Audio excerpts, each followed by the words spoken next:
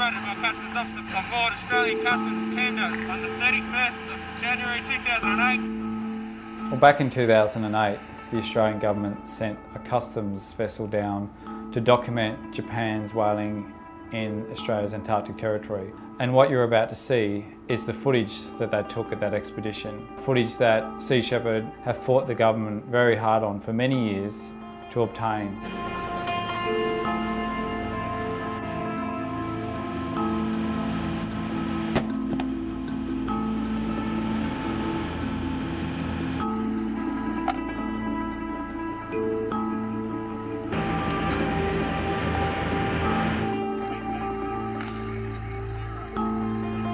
So the area that these whales are being hunted in is in a Southern Ocean whale sanctuary.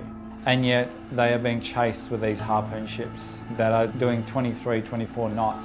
And these whales are swimming at 16, 17 knots to try and outrun these harpoon ships. But eventually they come up, exhausted.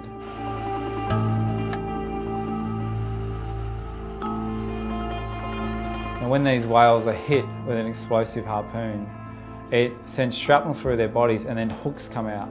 And so there's no way for these whales to escape.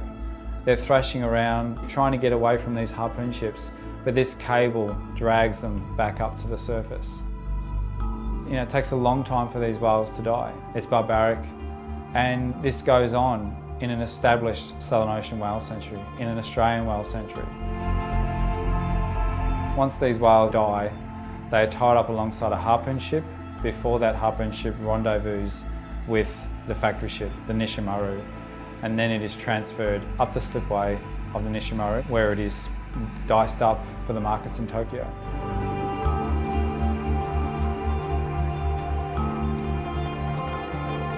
Although this footage was taken in 2008, we still have the Japanese whaling fleet heading down to the Southern Ocean whale sanctuary to kill whales. And unless there is action from our Australian government, in 10 years' time, we are still going to see whales being killed in an established whale sanctuary. I guess the question has to be asked is, does the Australian government, represent the wishes of the Australian public that want to see an end to whaling, or Tokyo? It's time the Australian government stepped up and sent a vessel south.